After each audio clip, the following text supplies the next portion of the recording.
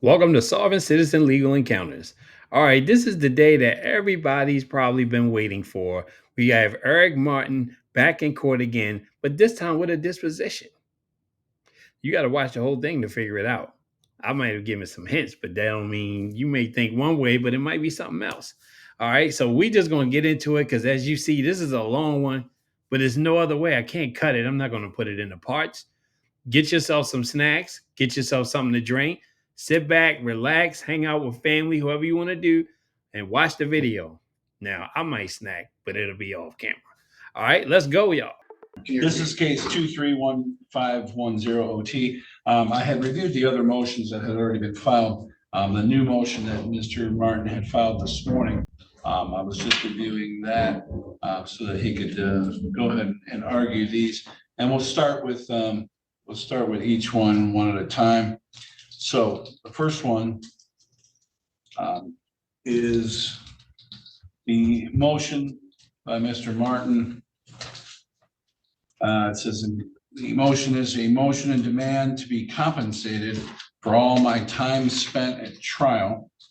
It states that it says I was made to attend the trial on 10/29/24 against my consent, as I only attended by threat and duress, as I could have been arrested, may be charged if I did.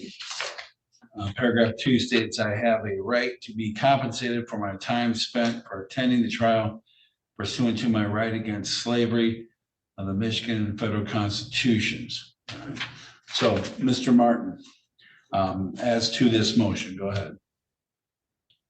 Enough for that. So legal authorities are they're listed there. The MCRs, MCLs that support my position are already listed on there. I have nothing further to add on that stuff. For also, as an extension of that also for the time that here today and every other court proceeding that I'm made to attend with, against my consent. So just want to include them that time also. Every other court hearing too. All right, so your motion is denied for the following reasons. The citations that you cite, sure, there is no form of slavery. The 13th, 14th, and 15th Amendments were clearly put into place to abolish slavery, and the 14th Amendment made sure that those amendments, 13 and 15, applied to the states through incorporation doctrine.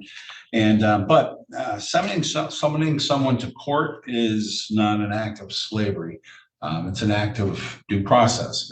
They can't give you due process on your case if you don't show up for your case. It's a little hard to give you a fair trial if you yourself don't even want to show up and don't show up. So you had the constitutional right to have a trial. So you have to be at your trial, because if you're not at your trial, well then the Constitution can't be applied. All your constitutional rights can't be preserved, which they were.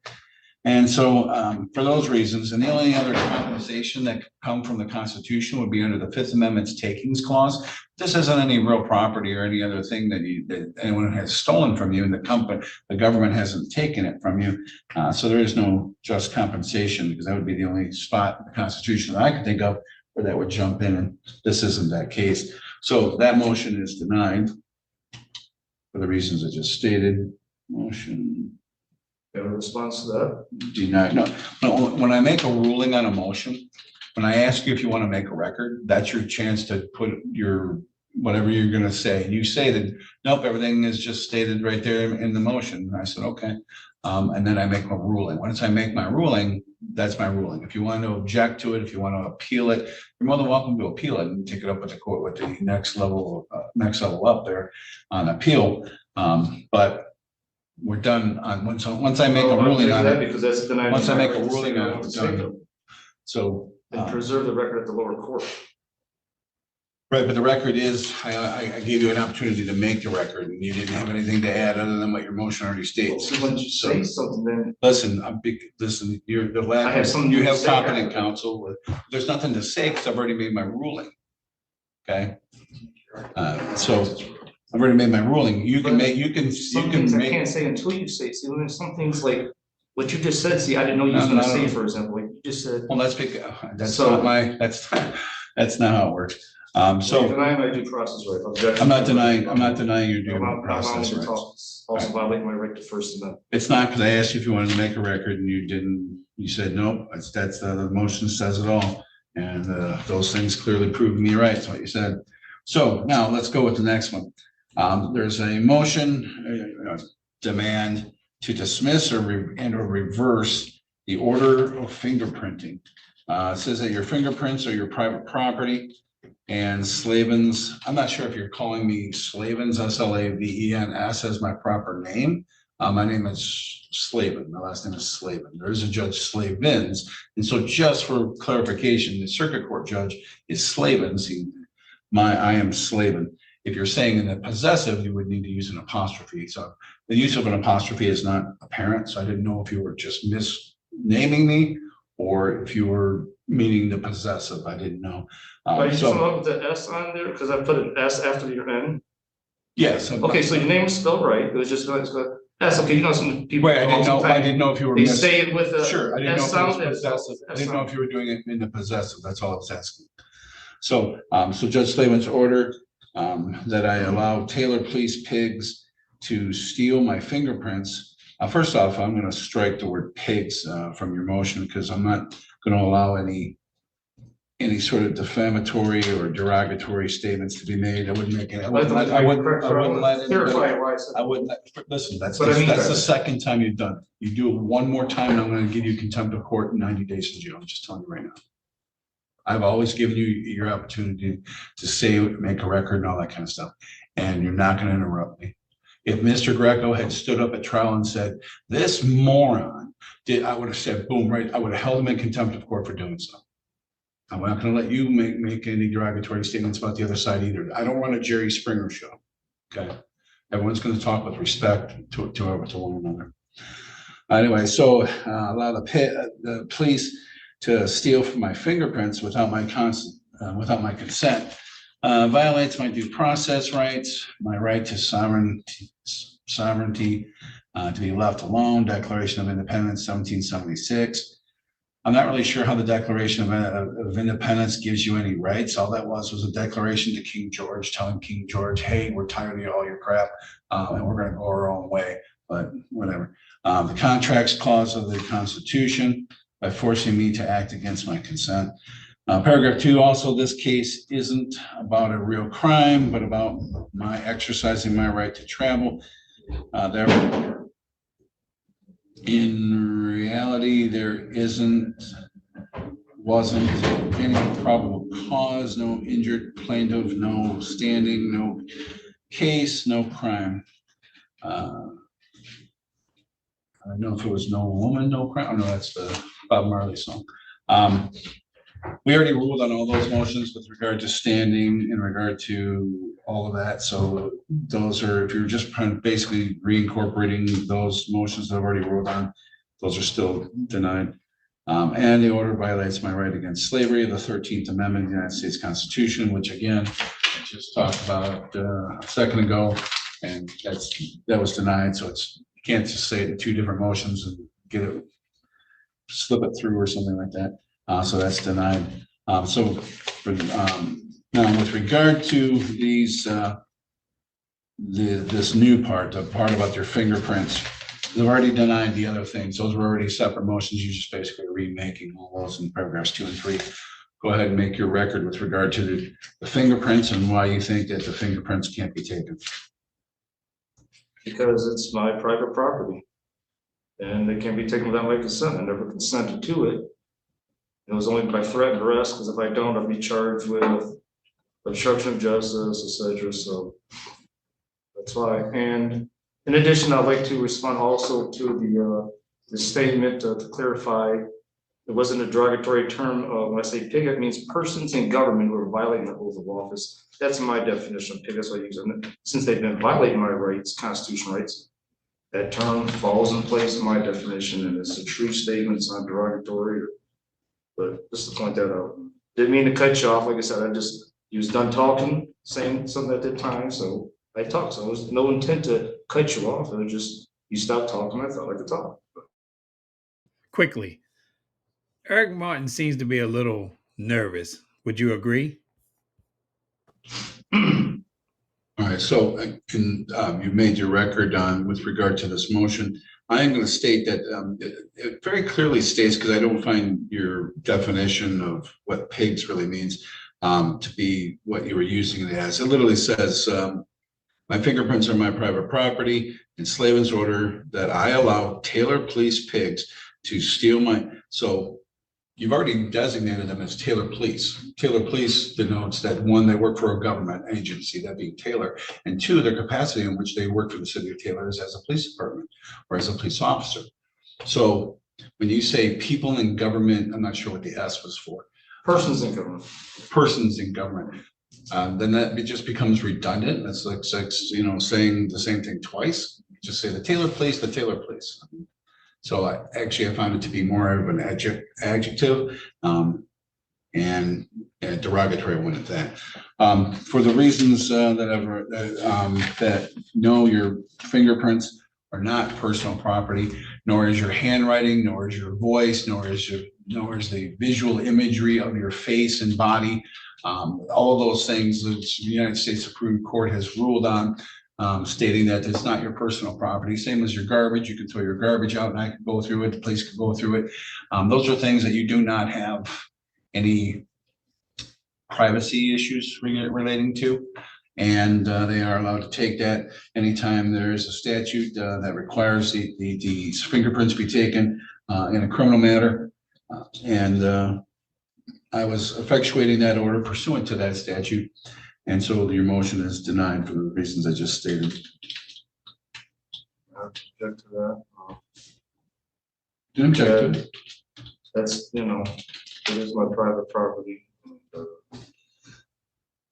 But it's not. I'm God's creation. I'm not. Well, before I get to that, statute cannot violate the Constitution. Constitution violates the Constitution. Statutes that violate the Constitution are invalid. So a statute that says that we can take your fingerprint. These are all things that you're going to want to put in your appeal because I've already made my ruling. So, all right. Now, with regard to the next matter, let's see. Let's go with the next one. All right. So, at trial, this is your demand for a new trial based on the following. Paragraph 1, we were denied, I'm not sure who we is, but we were denied a fair trial with the unfair due process violation, guilty finding as so-called Judge Slavin. No, I am called Judge Slavin, so it's not so-called, so that's derogatory. Just saying. So I'm just going to tell you in the future, if you file any more motions with me where you use derogatory statements against people, parties, officers, employees, anybody, I'm going to strike it because I'm telling you right now, that's not how you do your pleading. You don't put that stuff in there, all right? And so refusal to allow me to show the jury the evidence, superior law that demonstrates we are not guilty as a living private. So I'm not sure if the tense is wrong or the person is wrong, because you're using we are as a living private sovereign citizen man. Man is in the singular, but yet we and are both plural tense. I'm just not really sure what you're saying there. The bullcrap state statute, again, derogatory. Paragraph 2, the prosecutor failed to prove in actuality that we as one, I don't know, it sounds almost like the Borg type of a thing going on. We as one of the sovereign people were liable to the so-called statute, derogatory, that is refused to prove with evidence that we were liable. Instead, he just suggested to the jury that I am liable to it just because of not having a driver's license, and the jury being uneducated in the law, idiots. Again, that's derogatory. You're literally taking somebody in the most purest form of self-governance, literally, to me anyway, as somebody who loves the Constitution and loves the fact that hundreds of years ago, some individuals came up with a system free governance, of self-governance, of rights and protections that still hold so valuable today, and how well done they did that. Yes, there's some minor things here and there that need to be fixed, but they're not elected people. These are people who are summoned to court, come, sit down, listen to the facts of a case, and they literally, because you don't get this kind of treatment anywhere else in the world this well, where you are basically going to be judged by a jury of your peers. They don't care if you're guilty or not guilty. They're just going to hear the facts and then make a decision. And they're not elected. They don't have any stake in the matter. They don't have a quota to meet, nothing. So for me, a jury, serving on a jury is literally the most pure form of self-governance that there is.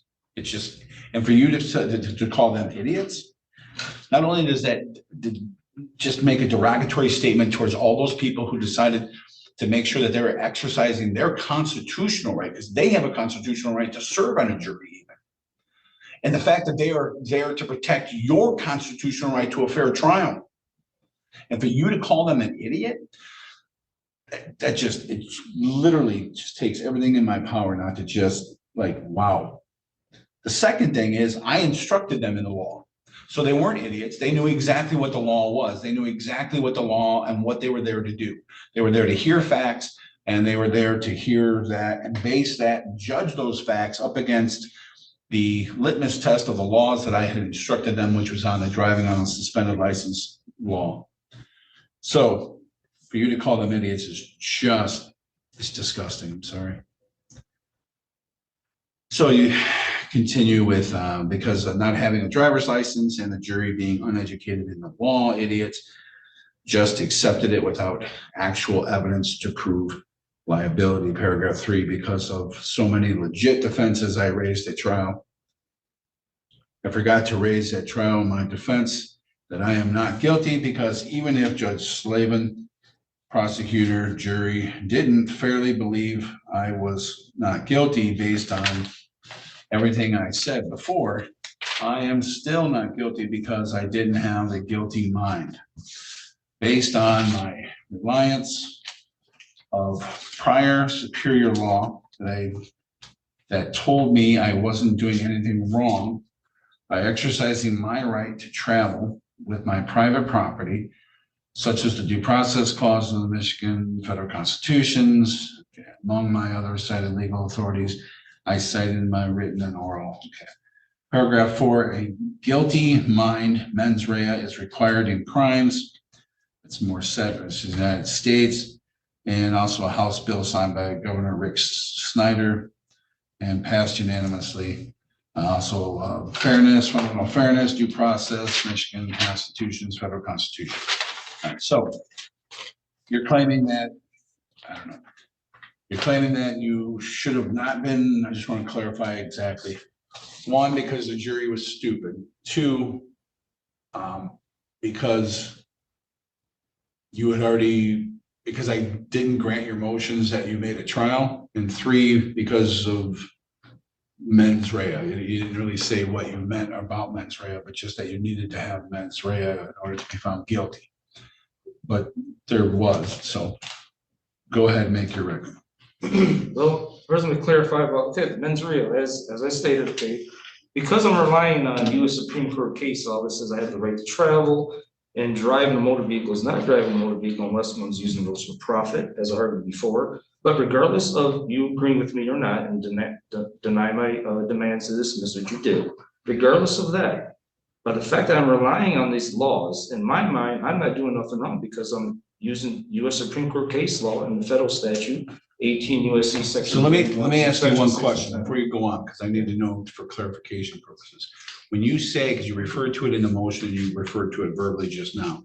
When you say, when I did, when I acted, I didn't think I was doing anything wrong because of the different things you stated. Okay.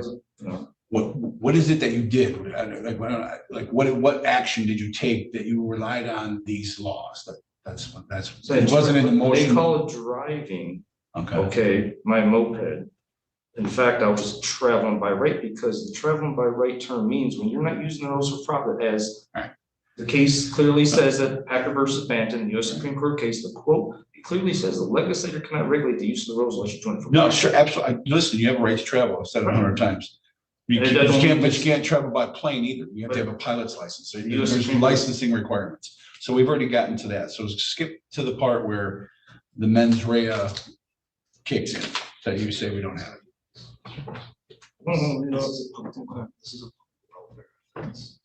It still supports what I'm saying. But anyway, Takes so, many times. yeah, so it supports this thing. Without a guilty, you need guilty mind in all crimes. Okay, anyway, so back to you, Slayton. So because I'm relying on, like I said, the Packer versus Banton case, which says the legislature cannot regulate the use of the roads if it's such as the driver's license, you need insurance and need registration, if you're not using the roads for profit. And plus, I'm relying on that legal authority, 18 U.S.C. section 31, subsection 6 and 10, federal statute made by Congress, which makes it clear that a motor vehicle is not a motor vehicle unless it's being used for profit. Same thing as U.S. Supreme Court. Article 6 of the U.S. Constitution makes it clear that federal statute is named off is supreme law of the land. So because I'm relying on this higher supreme legal authority, in my mind, I'm not doing nothing wrong and I'm not guilty. In fact, that in addition to these cases I just cited, Morissette versus United States, U.S. Supreme Court supports a guilty mind is needed. Plus as you just mentioned, the House bills signed by Governor Rick Snyder, and it all supports mens rea, guilty mind is required for all crimes. And that's how it should be. That's what's fair and that's what's right for the people. So. You made your record? Yeah. Okay. So first off, you're correct. You do need a mens rea. There's a mens rea, guilty mind, actus reus. Okay, that's your actual acts and stuff like that. Also, as I instructed the jury, you can have direct evidence, you can have circumstantial evidence. But there's also the maximum of law that says ignorance of the law is not an excuse. Obviously, this is clear in your case because ignorance of the law is just explicitly obvious here. So the law states that no person who has a license that's been suspended, revoked, or denied shall not operate a motor vehicle on a roadway. Plain and simple.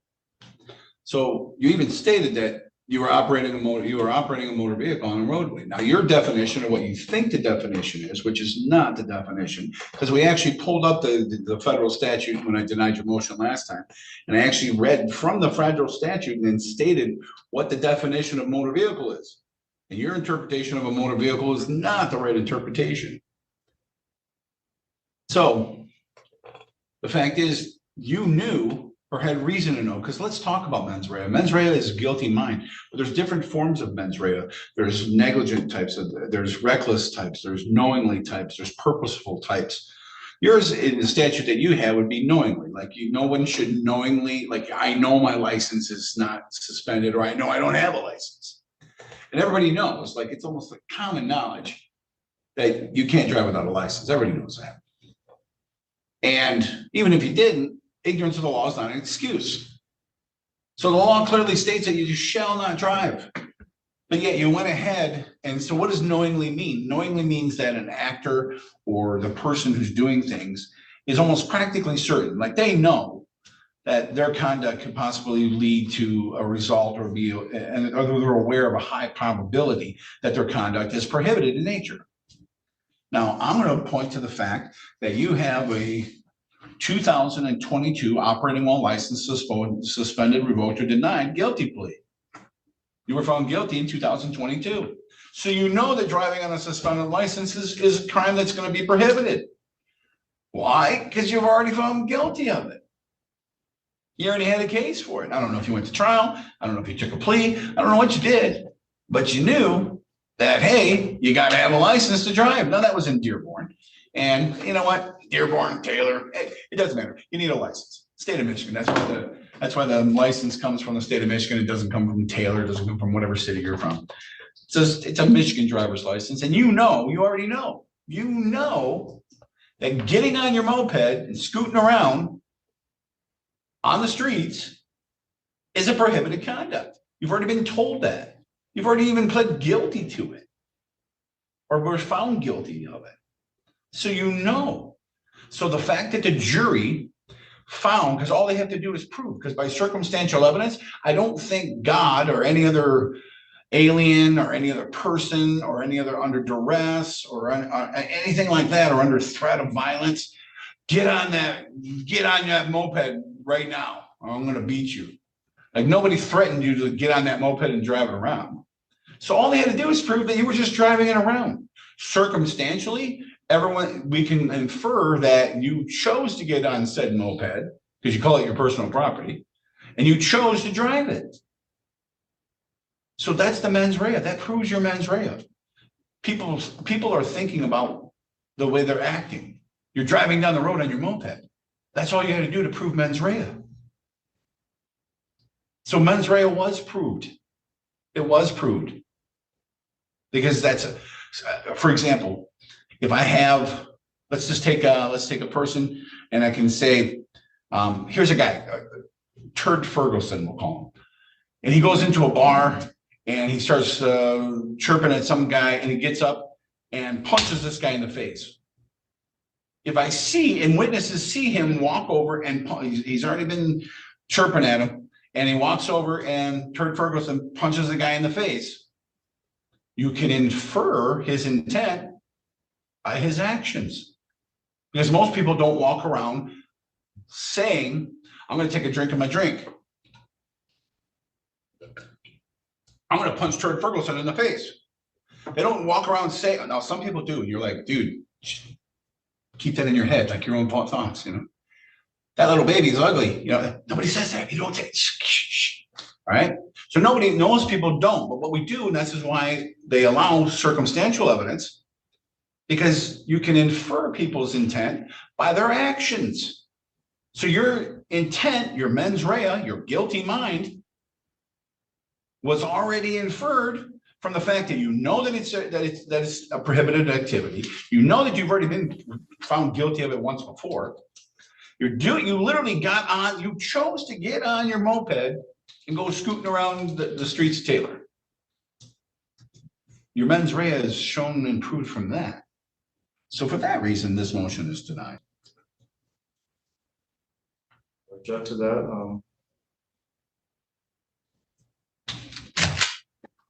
So it's okay if I talk without being threatened with contempt and all that? Or? I've never threatened you with contempt at all. I told you if you interrupt me again, I would you contempt. Yeah. So again, you're talking about violating the state statute that's unconstitutional, therefore you can't.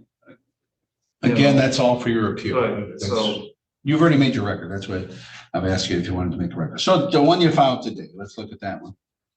Enclosed for filing is the demand to dismiss or discharge all these cases based on 28 USC 1604, immunity of a foreign state from jurisdiction. Demand to dismiss these cases based on lack of presence of plaintiff at trial. Okay, so first off, this is basically, I guess, two different reasons why you think that the trial and what happened should be dismissed. So first off, let's look at 28 USC 1604.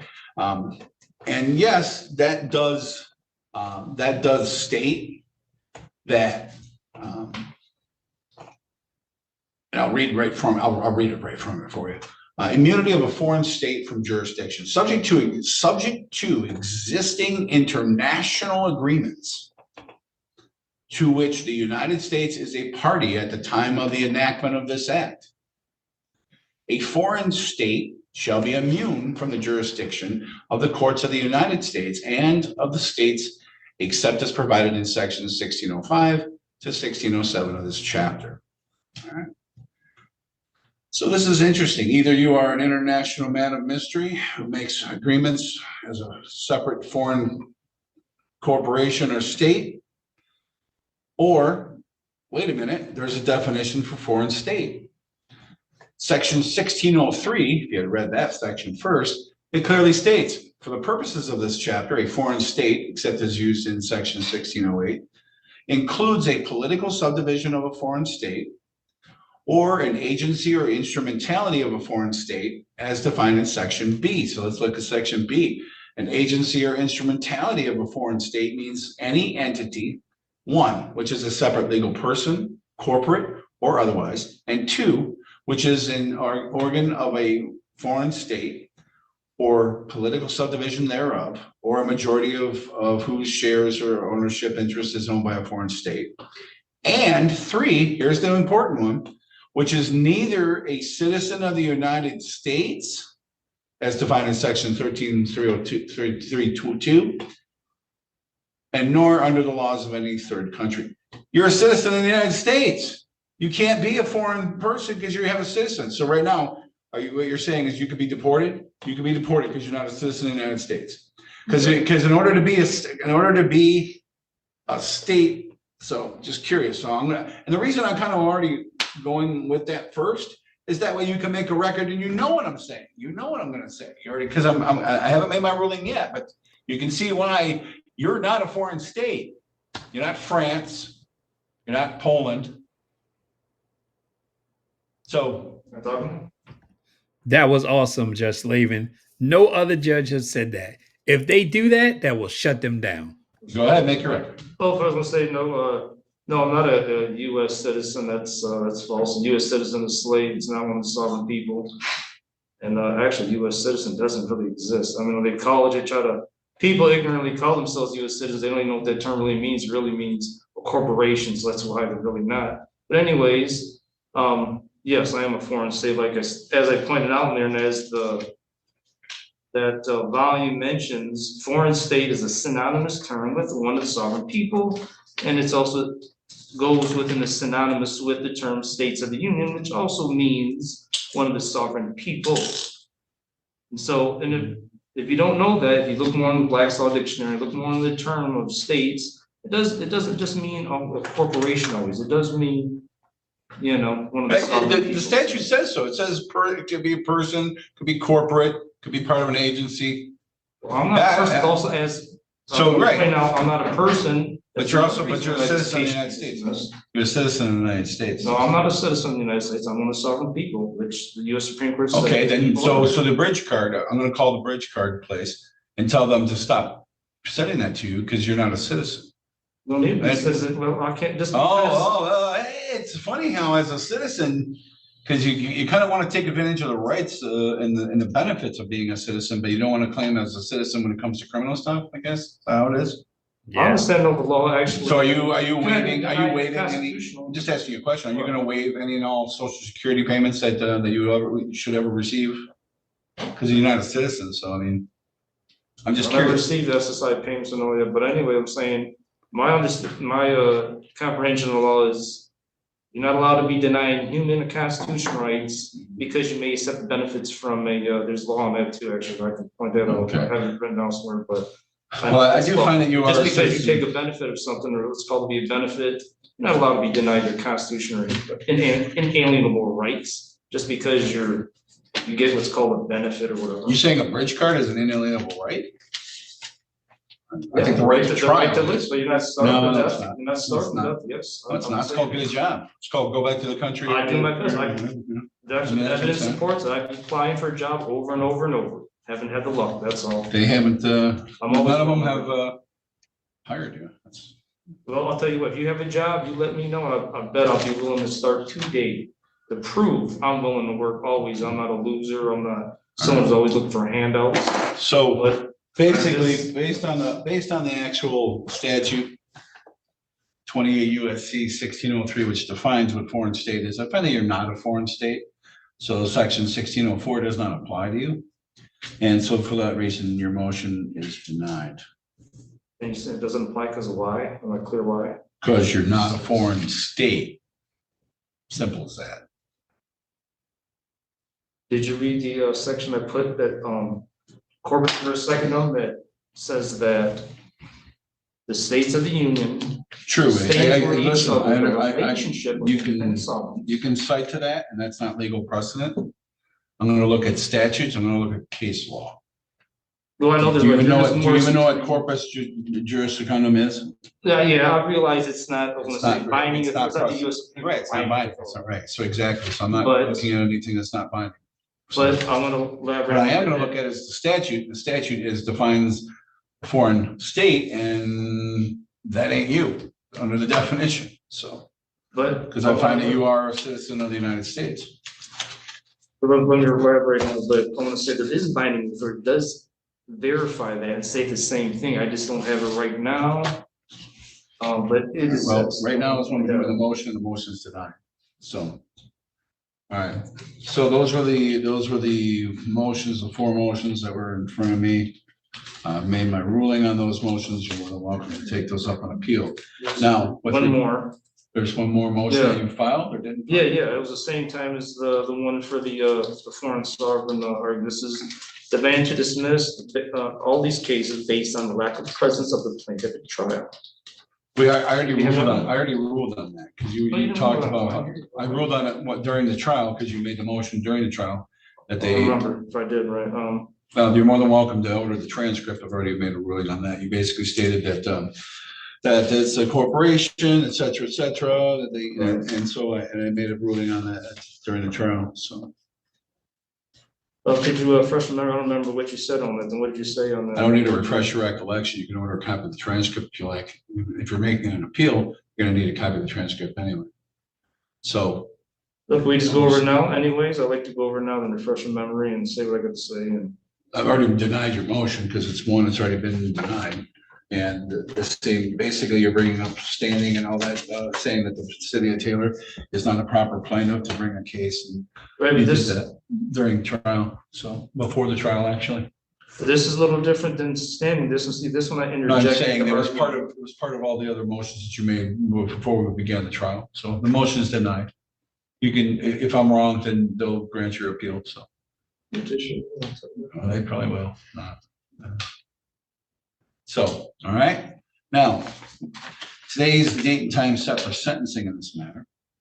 And there's a pre-sentence investigation report. Are there any additions, corrections, deletions to be made?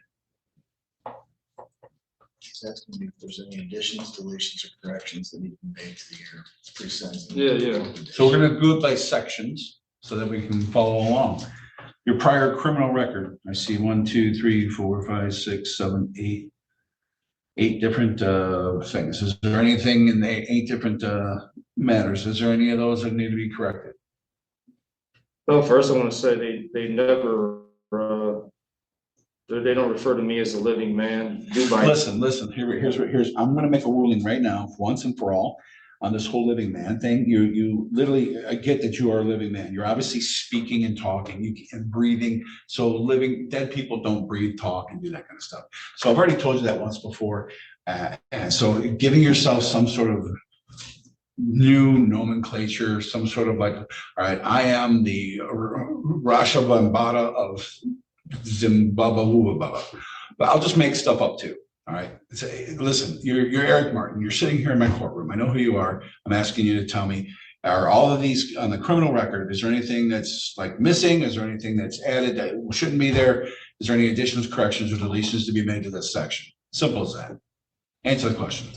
Right. Well, actually, that was part of me saying it's not right because First off, I'm not hearing this whole living man. All right. So I just told you that. So go ahead and let me know. But yes, okay, well, yeah, I'll answer as far as what I say is besides that, it's not factually current, besides that. So he's asking about these first ones and the convictions that are challenged.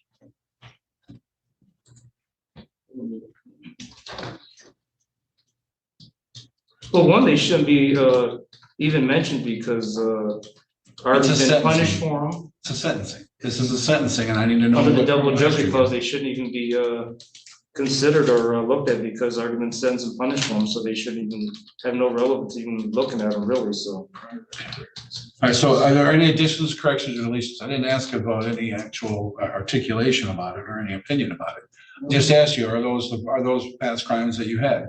Are there any missing? Are there any that shouldn't be there because they're not sure that wasn't there? You didn't actually. And I don't want to hear, oh, well, I really wasn't guilty. It was, some sort of, you were found guilty of these things. So Well, by trial or by plea. So that's the only position I have on them as far as them not being right is. okay, so moving on. The pending court matters. You currently have 3 pending court matters for driving on a suspended license. There's a warrant. You have a warrant, open warrant on that one. Is there an open warrant on that one? Did you fail to appear or something? In No, the Ypsilanti? thing, this is the thing with that situation. I was It's just, there in it's court. just, I don't need, because first off, you have I'm gonna let you know you have a constitutional right to remain silent. I don't want you to speak or anything on an open or pending case. I'm just saying, are you aware that you have a warrant out of Ypsilanti? Yeah, I heard of it, I mean, but it's not for me, but the thing is. yes, Okay, then but- that's all, that's. Yeah, Because anything, because I'm. Let me recording. elaborate on what's going on with the situation. Listen, I don't need you to elaborate because everything in here is being recorded and they can use any of the facts that you state on the record That's here. fine. But criminate myself anyways. I just want to say the situation, how it's really illegal because I was there.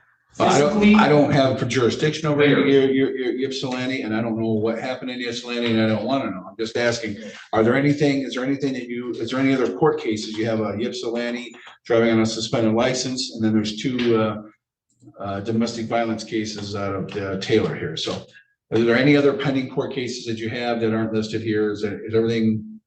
Is that correct? Is there any additional That seems jurisdictions? correctly, yeah. Okay.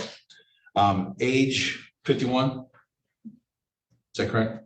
That's what I'm saying, but I'm gonna say it's, You have there was a date when you were right, well, living, you had a landlord tenant thing going with your mom, inside your mom, and then all of a That's sudden you what were outside your mom. that's what I've been told, but I was too young to know how old it was when I was born, Sure. actually. Okay, so So it's you really don't- hearsay evidence as to my date of birth, because I was going by what someone else said. All right, so sure.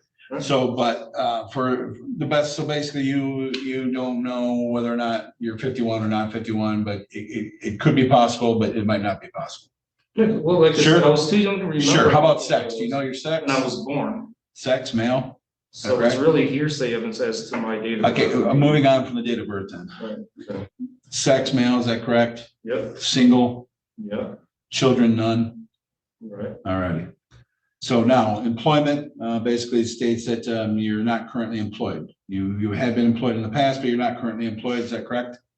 Well, like I It's just. just a yes or no question. Are you employed right now or yes or no? You just stated a couple minutes ago that you don't have a Well, job. the OOB, it's the thing, it's not so simple, like yes or no. The OOB But it thing I'm is, doing- it is. I We're on- like, I'm either awake right now or I'm sleeping right now. Wait a minute, I'm talking, so I guess I'm awake. So do you have a job right now or do you not have a job right now? Just doing Uber on a bicycle sometimes. Okay, So so I'm not once sure in a while, that's. once that's in a not while what- doing that. like, Okay, yeah, that's sure. what I like. Education level, it says that, I don't know, you went through the 6th grade, that's what it says, or you got your GED in 2013, is that right? Yeah, something like that. Okay. I couldn't remember, I told him what it is. All right. That was my best guess on. Are you currently residing with your sister and brother? Well, you're not, because you were told not to be in the same residence, so you're living somewhere else? No answer to that, because that's probably self-incrimination, even if. Well, because there's a bond condition not to have any contact with the, Which is illegal, right, because it's. It's based not. I already ruled on that unsupported motion tonight. allegation. that motion was denied, so. Right. All right, so with regard to your summary, Yes, okay, now, yeah, I object to the part, calling me a defendant, because like I said before, one of the summer people, so I just. object to- listen, here's the thing. I'm just gonna say right now, they're just, all it is just a word. It's just a word referring to you, because you have to use a pronoun or a proper noun in order to refer to things like, I don't know. Turd Ferguson is a tall man with a mustache. I don't know. That's just adjectives. Or I can say that guy is tall and has a mustache. That guy is, so defendant, we're just using it right here to refer to you. They're talking about you. I want to know. And so what about the facts? What about the substance of this? Not into the whole defendant, don't call me this, don't call me late for dinner. So that's what all that is. Just get to the substance of it, like the actual nuts and bolts here. Okay. So is there any additions, corrections, or deletions to make to the substance of it? Yeah, so, okay, and then, like I said, besides that, where the statement is mentioned, he says, I say I'm a master witch and magician in training. Okay, I did say that. Okay, And- so you are a master. So these are I'm all not a correct master state- yet, in the training, yeah, in the process of becoming. You're training to be a master magician or witch, or is that the same thing, or? Well, it's slightly, the witch is one who practices witchcraft, the religion of witchcraft, and magician is strict magical practitioner, but I'm both, but anyway, so his statement that it's leading to questions about his mental stability, just because I state that, it doesn't mean someone's mentally unstable. So that was totally foolish for him to say that and irrational. So. Well, they're not making any conclusions. They're just stating, hey, judge, these are some of the things you might want to like just look into. But this is just the only reason they're doing this report is just to kind of give me a general heads up, just a general feel of what they saw. They're not asking for anything in particular until they get to the actual recommendation part.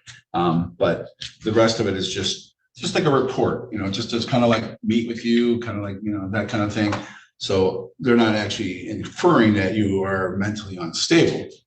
Well, he did state, well, the statement's right here. I'm referring to the statement when I say that, because it says leading to questions about his mental stability. Like that Right. leads to the question. Of That doesn't lead not, to a rational right, question whether someone's mentally Sure. stable, because they're a witch and a magician. That's just total nonsense for them to even say that it leads to one to even question someone's mental stability. duly noted. What's the next issue? Yeah, so and then I denied the next thing, that I had a difficult time staying on topic. I deny that statement he put in. Okay. So, I mean, me talking about the law, yeah, I was doing some talking about the law, but then like, I couldn't help myself or something, what he's trying to suggest, that's just a bunch of false. That's false, but anyways, what's next? Okay, what about the being uncooperative with the interview process? Were you being cooperative? Yeah, I don't know, you know, that's not true, right? I bet you don't have a record that supports that. Point that out, so these statements are not supported by sufficient evidence. Okay.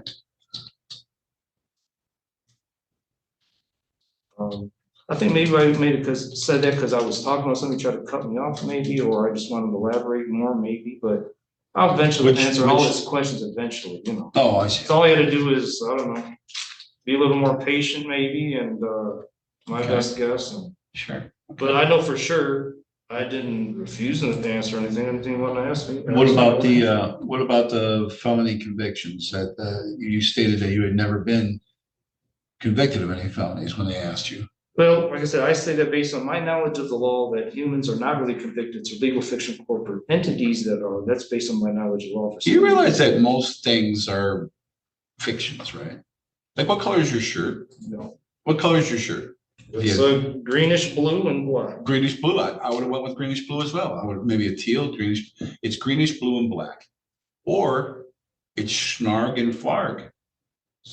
Because greenish blue, even the word blue. You know, words are all fictions. It's just something that we decide to just collectively use so that we can communicate.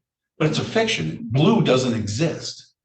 Like the essence of like blue is just a word. It's just a description. It doesn't exist. There is no blue. Blue is just nothing more than light waves. Energy. See, that's what happens. Energy Is vibe. light hits your shirt and it absorbs every color except blue. Blue bounces off of that material, or at least the frequency, the wavelength frequency of blue light bounces off of it. So now we perceive that color, we perceive that look, but it's not real. It's just wavelengths of light. We call it blue. We call it defendant. We call it a felony. We call it a conviction. We call things because that's the only way to communicate. You got to come up with like an agreed upon word, hence the dictionary, because you always like to refer to the dictionary. That's why we have dictionaries, so that everybody can be like on the same page when we use fictions, because it's all make believe.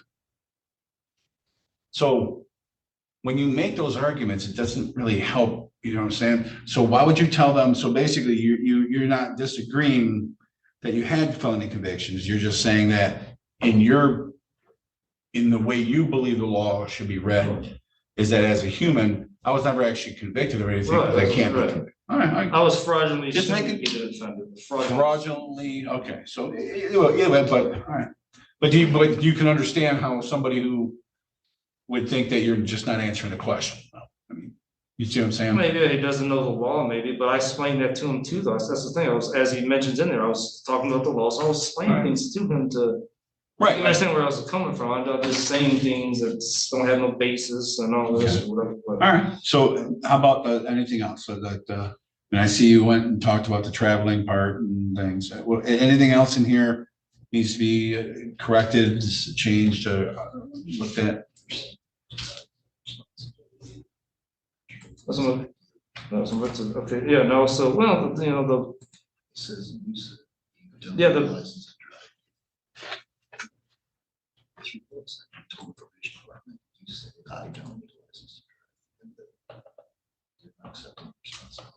well, first, as to the term, you know, as I already said, you know, driving a license, it means only for commercial, so that's why I said I wasn't technically driving. He just wants to just put it in anyways, like I was, what he says here.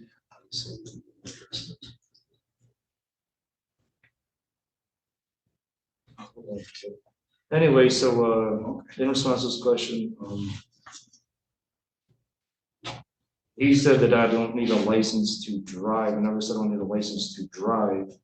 I understand the real legal definition of driving means, and that means, like I said, commercially. As I said before, the federal statute's definition, the US Supreme Court's definition, Hacker versus Banton, says that, not just me. So that's why I deny his statement on that. I never said I was driving, don't need a license to drive. I don't need a license to travel by right, which is done on commercial, so, which is doing it on commercial, so. Anyway, so I deny that statement, but anyways, in addition, the statement that I blame others for my employment, financial, and family issues, that's not factually occurrent. I don't remember blaming others for it. So that's not a true statement. So it seems like he's trying to make me look bad or something, like making these false allegations. Okay. But Any other corrections, additions, or deletions with regard to the report? no, and I don't know. Now, I was going to say, as far as now the fines, it's more of a legal thing, I guess, but I don't agree. Of course, all these fines that me as one of the sovereign, I am subject liable to it, especially when there's no victim to here. And I got other legal arguments on that. That's more of a legal thing, but fact-wise, that'll be it. But I have some legal arguments as to these fine recommendations based on Supreme law. Finding authority, you want to say Supreme law of this state statutes that Okay. And that is, are you ready for that? Yeah, yeah. Okay, so. You say supreme law, you're talking about the Constitution, right? Because this is Constitution, yeah, or Supreme law of the land, Marbury versus Madison, yeah. Yeah, and federal statutes that override state statutes, you Okay. know, the Supreme. All right, so first, as to any fines, 12 USC section 411, federal statute made by Congress, makes it clear the obligation of all Federal Reserve notes belongs to the United States. Sure. Therefore, Now, let me go ahead and clarify that for you. okay. That basically just means that when the federal government issues $1, that means it's worth $1 and you can use it for $1, and they'll guarantee that. Okay, well, I deny.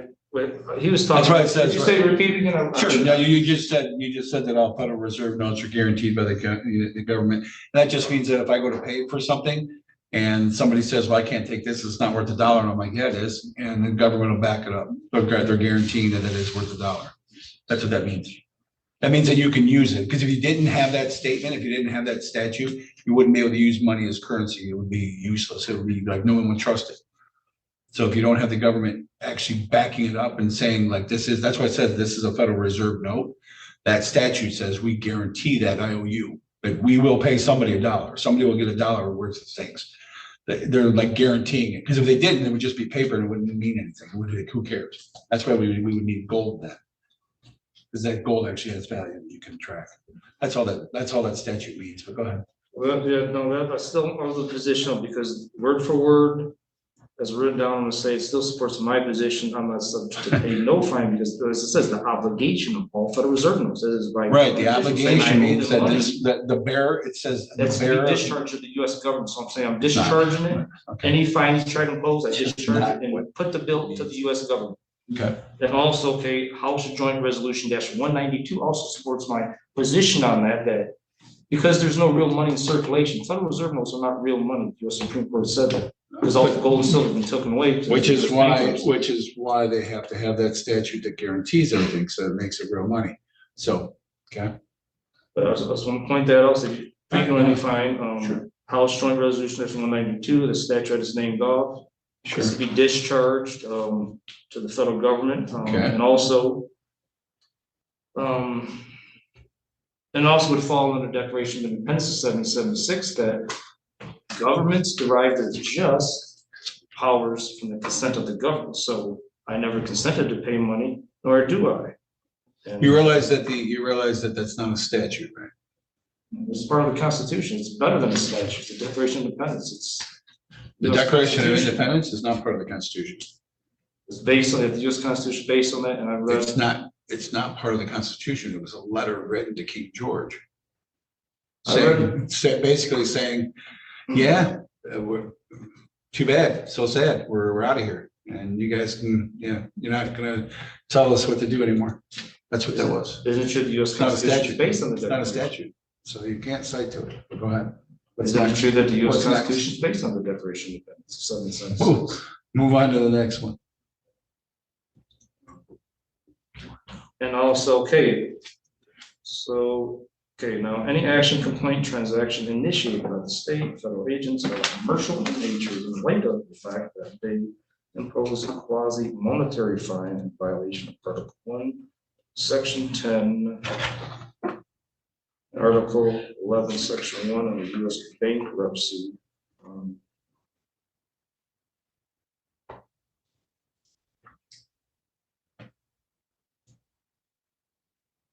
No person shall be imprisoned for debt. Also, I'm pointing that out as to any consideration or thought that I should be in jail or prison. Article 1, I'm gonna let you talk. I'm gonna finish my train of thought here first. I'm gonna let you say what I'm gonna say. No person shall be imprisoned for debt. That's Article 1, Section 21 of the Michigan Constitution. So certainly should be imprisoned for debt. And first I want to say, this so-called crime, it's really commercial in nature. All crimes are commercial in nature. And what supports that is Code of Federal Regulation 72.11.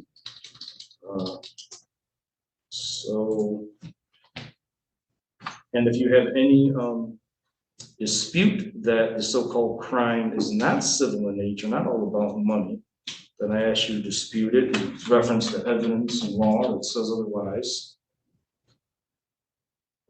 So since it's civil in nature, it can't be imprisoned for it, and the other reasons I can't be fined for it, none of this should be taking place. Can't be jailed, can't be fined for it under higher supreme law.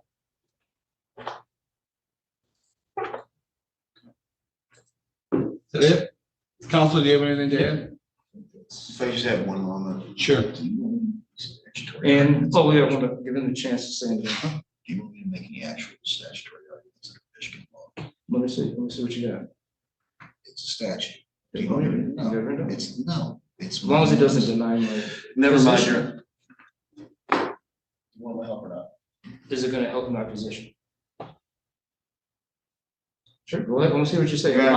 I'll just object to it if I don't agree. Go ahead, say what you say. Yeah, I have no further argument then. Again, if he'd like a moment to speak with me, I'm happy to explain to him basically the rebuttable presumption under 769.5 for non-serious misdemeanors to a non-jail, non-probationary sentence, which I understand under subsection 3 is the starting point. Subsection 4 allows the court obviously to rebut that presumption and order probation or jail if there's factors that are met. I was trying to advise my client simply what that argument would or would not be. Where he can now make the arguments to this court under 769.5 as to why he feels the sentence that he's asking for will be appropriate.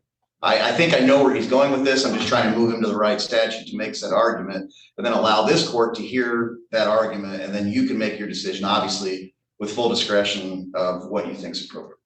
So, real quickly, what I'm trying to say, 769.5, subparagraph 3.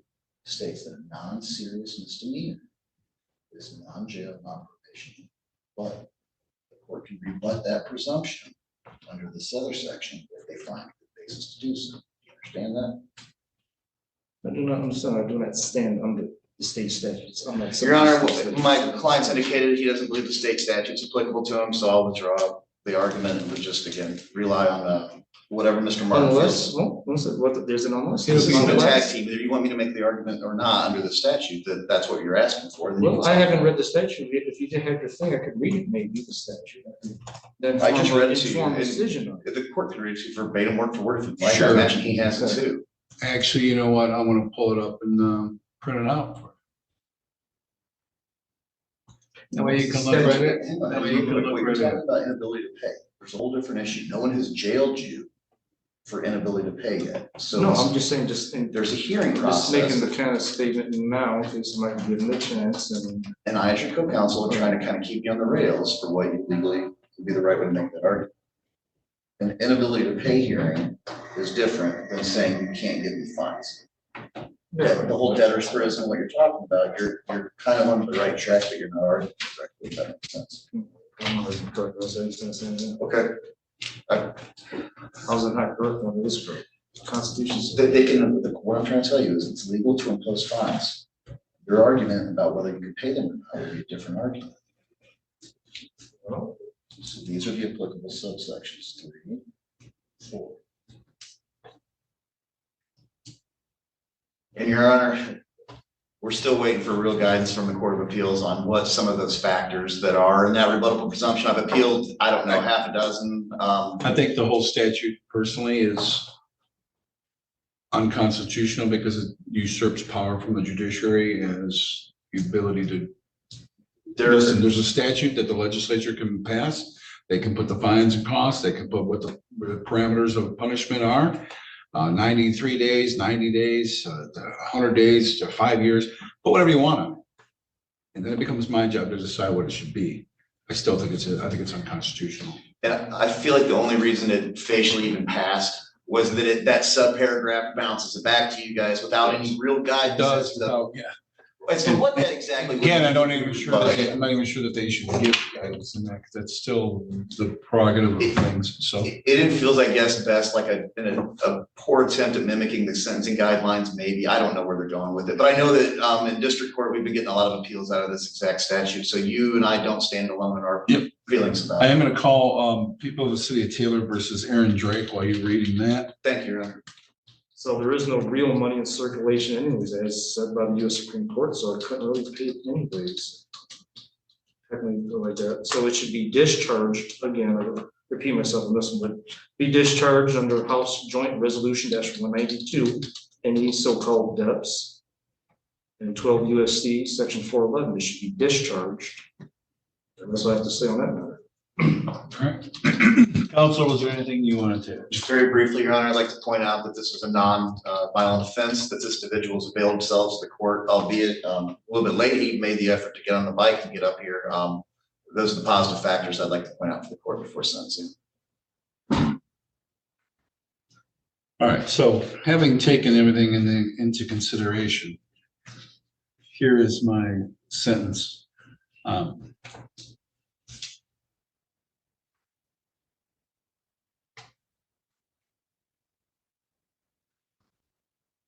I am going to sentence you to 12 days in jail. And here's why. First off, I'm going to waive the fines and costs. I'm not even gonna bother with the fines and costs. You're unemployed right now. You're looking for employment, so I'm not going to put an extra burden on you when you're already trying to feed yourself and whatnot. So I could, but I don't think it's necessary. I am going to sentence you to 12 days in jail, and here's the reason why. First off, I think 12 days is more than reasonable. This is a penalty that could be up to 93 days in jail, and this is 12 days of jail. There's a couple of reasons why I'm going to give jail time. So I'm going to state these on the record to satisfy the statute. First off, I look at things like mitigating factors. I look at aggravating factors. You have a conviction for operating on a suspended license in 2022. You have a pending one, and I'm not worried about that one, but there's something called malum prohibitum. Basically, it's just acts that we as a people put into a statute to say that we can't do certain things, and you just don't recognize common decency and societal norms when it comes to that stuff. There's also ones that say, hey, you can't go around slapping people. So we don't. I'm glad that you don't do any of those, because you're like, well, you know what? I'm a sovereign guy. I'll slap whoever I want to. I mean, I'm glad that the worst of it is you drive on a suspended license. But we need to have that kind of recognized common decency with one another, because what's the whole point of electing representatives to service in the legislature? What's the point of having an executive branch who's there to keep the peace and to keep things flowing and to keep everyone safe? If we don't have rules, especially rules of the road, if everybody could just blow a red light because you don't feel like waiting. I'm a living man and I won't wait for a red light. That'd be the last time I wait for anything. I don't think so. Everything would just devolve into just chaos, especially on the road, for God's sakes. The fact that you have no, zero, I mean, zero remorse, zero acknowledgement of responsibility for your actions, where you literally come up with any sort of, let me Google whatever, blah, blah, blah, and I'll just try to throw people off, and maybe they'll just get so tired of hearing this jibber jabber of legal arguments that are none of which stand correct, that maybe they'll just get tired of it and just be like, you know what, just dismiss the case. I'm tired of dealing with this. I'm never tired of dealing with this. Why? Because that's literally a breakdown of our society if I do. And to anybody out there who would just dismiss it because they're just like, oh, I can't stand even listening to this. That's not doing their job, and I do my job. That's what I do. I swore an oath to the Constitution, and man, I'm going to keep it. Because that's my contractual obligation as somebody who reaps the benefits of living in a free society, that you give up a little bit of control to a group that we all agree to, the legislature. Hey, make some rules for us so we can all travel and do things. Make some rules for us so we can have commerce and pay for things with checks and credit cards or cash. And they have all these rules that we're just going to recognize, and you don't recognize any of them.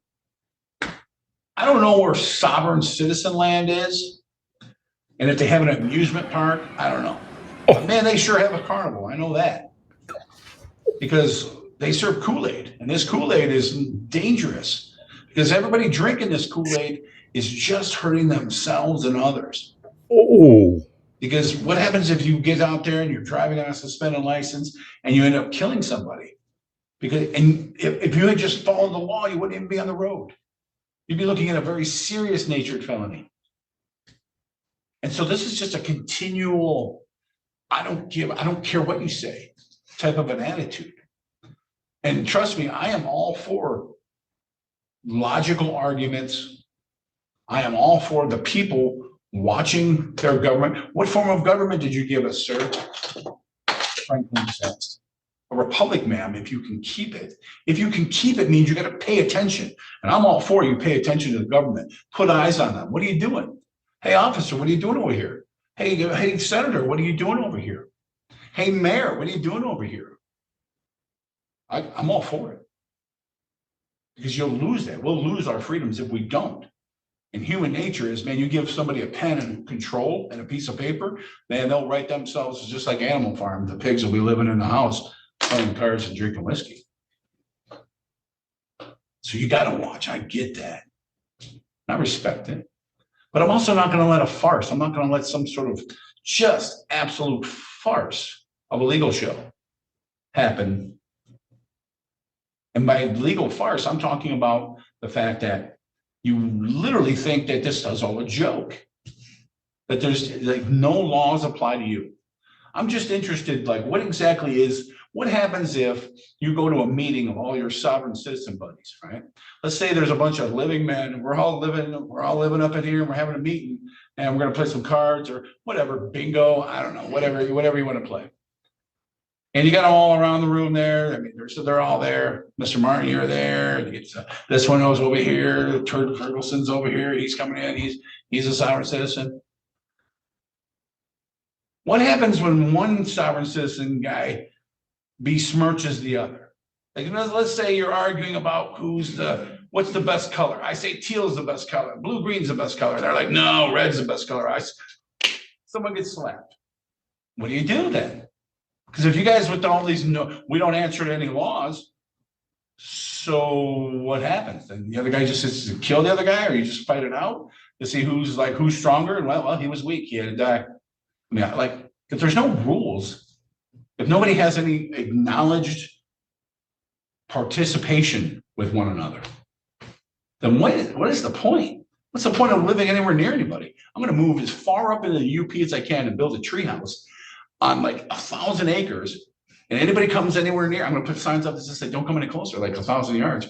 You're just going to, like, you're going to put mines and stuff so that you don't ever have to deal with people. It doesn't make any sense. We want to live together as a free society, but society means people all coming together, doing things. And I'm all for exercising your rights. Man, you have all your rights and you should exercise them. But when your right stops, that imaginary wall for me is where my rights start over here. As soon as you start moving into someone else's territory, it's it, done. That's where it stops. And so for you, I get it. You say no harm, no foul. Do I agree? Yeah. Do I think that the driving on a suspended license statute is anything but an ATM? Absolutely. But I didn't make it. I'm not the legislature. I didn't write the law. I didn't write the law. I follow the law that's given to me to use. Do I think that it's just there so that the government can keep track of everybody and take a picture of you every 3 years and follow you and make sure they know what you look like, where you're at, where you're living, what are you doing? Absolutely. Do I magically forget how to drive the day after my birthday if I didn't run over to the Secretary of State and wait an hour in line to get that renewed? No, still know how to drive. They just need that license money. Sure. But also, I need my roads fixed. I need Michigan State police officers. I need a place to go and vote. I need all the other services that the state of Michigan gives to me that I like. So in exchange for that, as much as I'm like, really, seriously, I'm a great driver. Well, who cares if I have my driver's license? It's because we need to, one, make sure that you're still good to drive. Check your eyes. I didn't always have to check the box where I need these to drive until I did. But we don't want people who can't see. If I'm squinting, I can barely see if you're coming. I don't want you on the road. We need those rules. It's mandatory that we have those rules in order to have a free society so that it doesn't become chaotic. And that's what you do. That's your ante. That's your small blind, big blind right there that you put in to say, you know what, I want to play this game. I want to be part of this society. I want to have all the benefits that come to me. But you know what, if there's a small, price to pay that I got to go get a license and that they're going to charge me for that, or I'm going to pay some taxes when I go and buy this, or whatever the case may be, because somebody has to pay for that. Somebody has to come pick up the garbage. I need police officers that keep me safe. I need all these services. It doesn't just happen. It doesn't just like, hey, there's 100,000 people who are saying, I'll just volunteer. You don't have to pay me. I'll be a police officer. Yeah, I'll go around picking up trash. It doesn't happen like that. And we want that. We need that. We need those protections.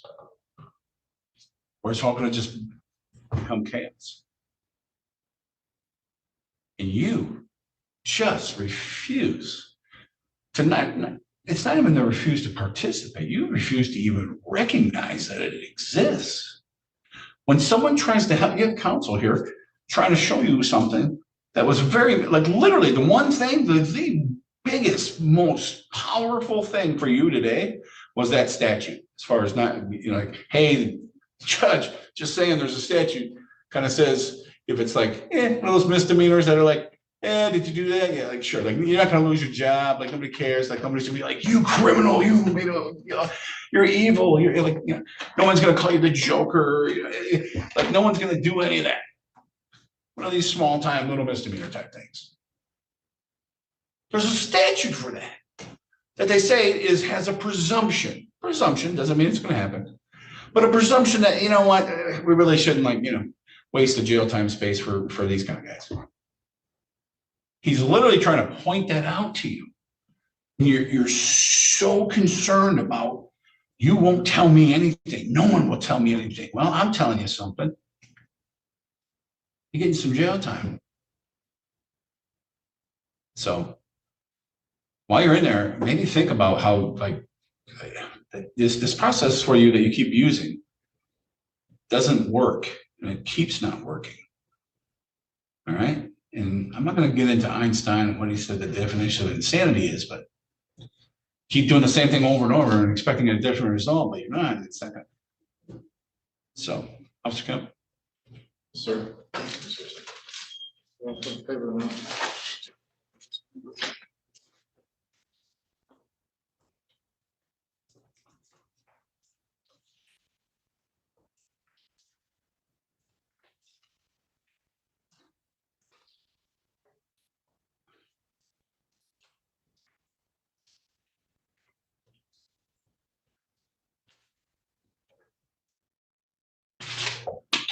Everybody watching, God bless America. Have a great day.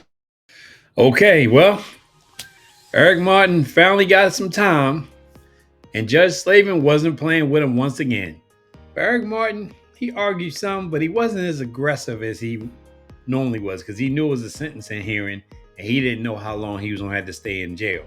So like Judge Slavin said, 12 days, he should be happy with that, but I'm sure it's not the end of him, because he still got stuff going on anyway. So thanks for watching. If you watched thus far, please give it a thumbs up. I hope you have a good day, evening, or night, and I'll see you around on the next time. Oh, and don't forget, you can spread the channel around if you know other people that may want to watch the content here. I appreciate it. Okay? Thank you.